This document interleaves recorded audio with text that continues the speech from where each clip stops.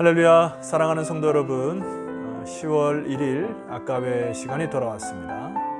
벌써 9월이 다 지나고 10월 달이 또 새롭게 시작이 되었는데요. 자, 출애굽기 말씀을 통하여서 계속 하나님의 은혜로 10월 한 달도 승리하는 저와 여러분 되었으면 좋겠습니다.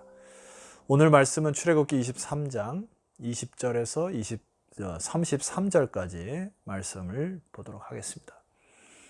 여러 말씀을 읽어보시면 알겠지만은 이 20절에서 33절까지의 오늘 본문의 말씀은 법전 이후에 마치 그 부칙과도 같은 것들을 뒤에 이렇게 말씀을 하신 거죠. 그래서 법 이후에 지침서와 같은 느낌도 납니다. 자, 그런 마음으로 오늘 이제 말씀을 보셔야 되는데, 하나님과의 언약은 이 쌍방간의 체결임을 꼭 기억하시면서 이 말씀을 보셔야 됩니다. 마치 신랑과 신부가 결혼 서약을 하고 서로 간의 책임과 의무를 다할 때 결혼 생활이 온전해지는 것처럼 하나님과의 관계 속에서도 하나님이 그들에게 제사장 나라 또 거룩한 백성으로 하나님 부르셨지만은 그에 준하는 그 언약의 준행, 이것이 이제 백성들에게 필요한 요소였던 것이었습니다. 자, 그래서 그들에게 하나님이 이렇게 약속하시죠. 오늘 20절 말씀 보면은 내가 사자를 내 앞서 보내어 길에서 너를 보호하여 너를 내가 예비한 곳에 이르게 하리니. 하나님은 언약이 신실하신 하나님으로 여기에 보면 세 가지 동사에 주목할 필요가 있습니다. 첫 번째는 내가 내 사자를 내 앞서 보내시겠다. 그리고 그 길에서 너를 보호하시겠다. 그리고 너를 예비한 곳에 이르게 하시겠다. 하나님께서 시작하신 일은 이제 하나님이 다 이루신다는 말씀인데, 이것에 상응하여 백성들의 해야 될 것이 무엇인가? 자, 첫 번째는 21절 말씀 보세요. 너희는 삼가 그의 목소리를 청종하고 그를 노엽게 하지 말라. 우리 인간들은 또 이스라엘 백성들은 하나님의 말씀을 청종하는 일에 힘을 다해야 한다. 자, 21절 하반절에 보니까 그가 너희의 허물을 용서하지 아니할 것은 내 이름이 그에게 있음이니라. 여기에 허물이라고 하는 피시아켐이라고 하는 단어는 단순히 약점이 아닙니다. 이것은 반역, 반항으로 표현되는 적극적인 범죄 행위를 말하는 거예요.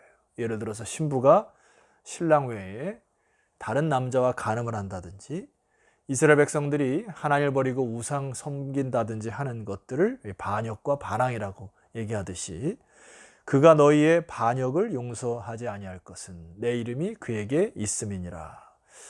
자, 20절과 21절에 내 사자라고 하는 것, 그리고 내가 그 사자 위에 이름을 준다라고 하는 이것은 주석서에 보면은 제2위인 성자 예수 그리스도로 보시는 경우가 많이 있습니다.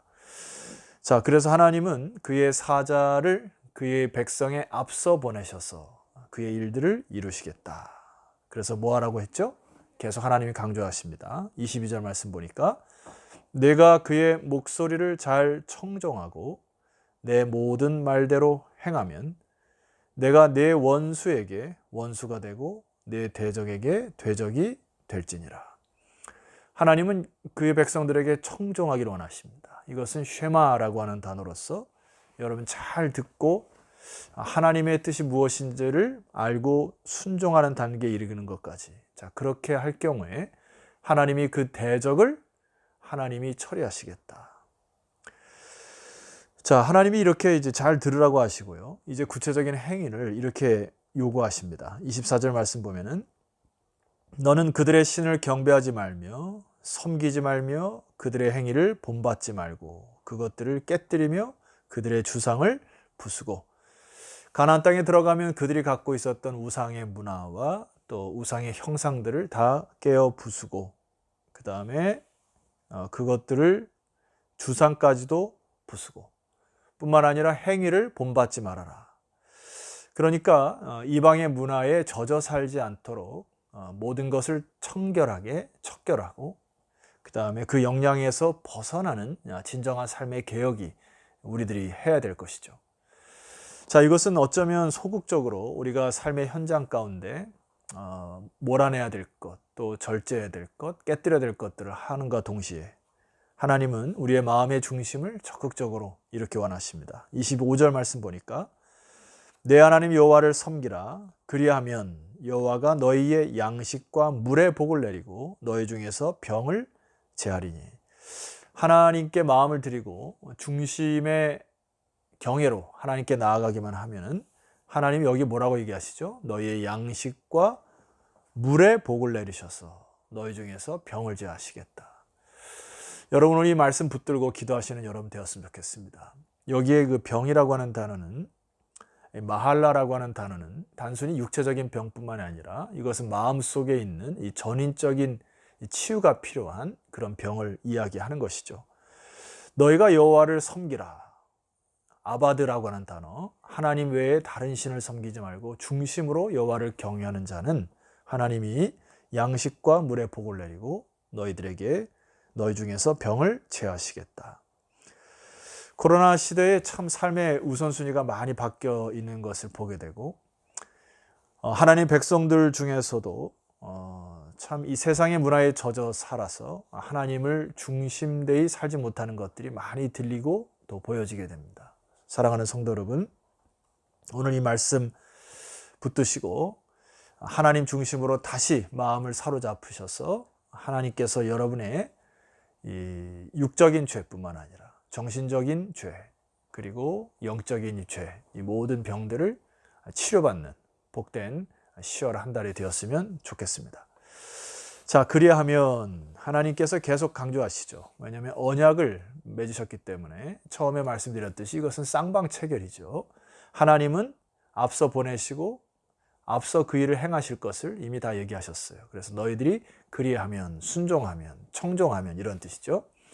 27절 말씀 보니까 내가 내 위엄을 내 앞서 보내요. 네가 이를 곳의 모든 백성을 물리치겠다.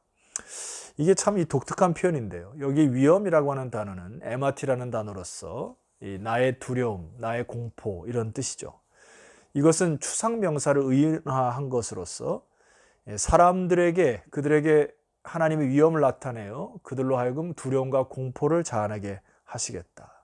그러니까 백성들은 누구의 편에 서느냐가 중요하다는 얘기죠.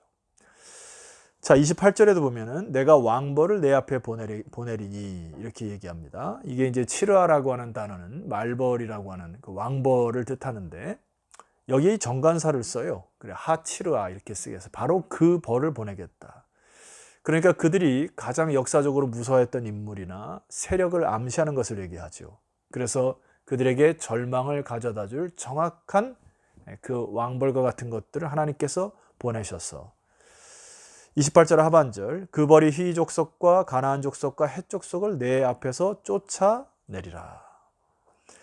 자, 여러분 이게 하나님께서 위엄과 왕벌을 보내셔서 하나님이 우리가 대신 치러야 할 대적들을 쫓아내시는 이 놀라운 역사들이 저와 여러분에게 있었으면 좋겠습니다. 우리가 교회적으로도 이제 건축관을 앞두고 있고요. 이제 코로나 사태로 인하여서 이게 내적으로 외적으로 우리가 개혁해야 될 것이 너무나 많습니다. 10월 한 달 주제가 개혁인데 하나님 앞에 우리가 여호와의 말씀을 잘 청종하고 그 다음에 하나님을 아바드, 하나님을 중심으로 섬기는 이 섬김이 하나님이 위엄을 앞서 보내시고 왕벌을 우리 앞에 보내시는 역사를 경험하는 한 달이 되었으면 좋겠습니다. 자, 마지막으로 깊이 묵상해야 될 구절이 있어요. 29절과 30절 읽어드리고 제가 오늘 말씀을 좀 정리할까 합니다. 그러나 그 땅이 황폐하게 되므로 들짐승이 번성하여 너희를 해할까 하여 1년 안에는 그들을 내 앞에서 쫓아내지 아니하고 네가 번성하여 그 땅을 기업으로 얻을 때까지 내가 그들을 내 앞에서 조금씩 쫓아내리라. 하나님은 이스라엘 백성 들어갈 때 완전히 준비 시작해서 싹쓸이를 한 것이 아니고요. 여기 두 가지 단어에 여러분 유념하셔야 됩니다. 그 땅이 한 번에 확 몰아냈을 경우에 그 땅이 황폐가 돼요. 너희들이 적응하기도 굉장히 힘드니 이런 뜻이죠.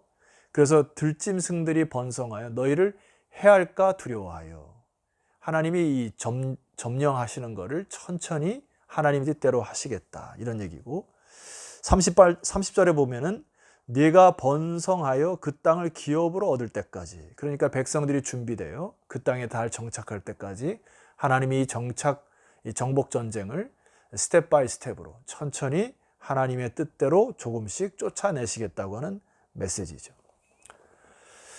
자, 이 말씀을 우리 보면서 좀 이런 생각이 듭니다. 이스라엘 백성들이 가나안 땅에 들어갈 때 아마 한 며칠 안에 그냥 다 점령해 버렸으면 좋지 않았겠나.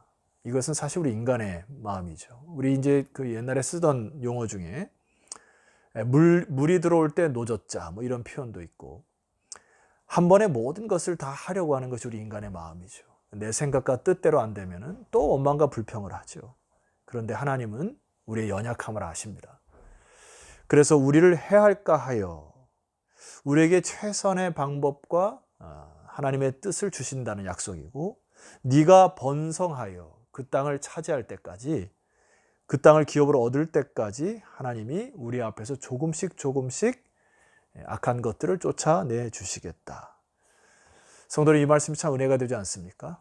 우리의 타이밍 잠깐 내려놨으면 좋겠고, 하나님의 타이밍에 순종하셨으면 좋겠고, 그래서 우리는 그 땅을 발로 밟고 또 하나님께 두 손 높이 들어 하나님 도와주십시오 하고 오늘도 믿음으로 하나 둘씩 전진하면은 반드시 주님께서 우리 앞에 왕벌을 보내시고 또 하나님의 위험, 두려움과 공포를 보내신 주님께서 그 일을 반드시 이루어 주실 것입니다. 기도드리시겠습니다. 하나님 아버지, 감사합니다.